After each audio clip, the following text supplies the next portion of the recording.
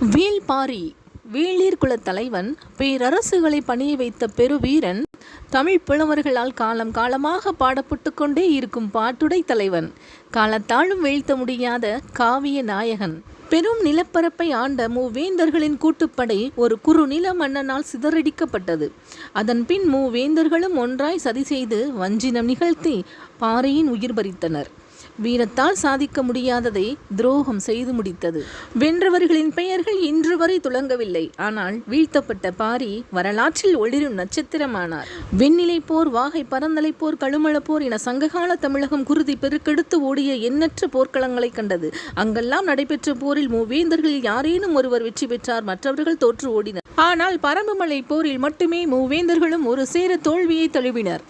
தமிழக வரலாற்றில் அதற்கு முன்பும் அதற்கு பின்பும் நிகழாத வீர சரித்திரம் இது.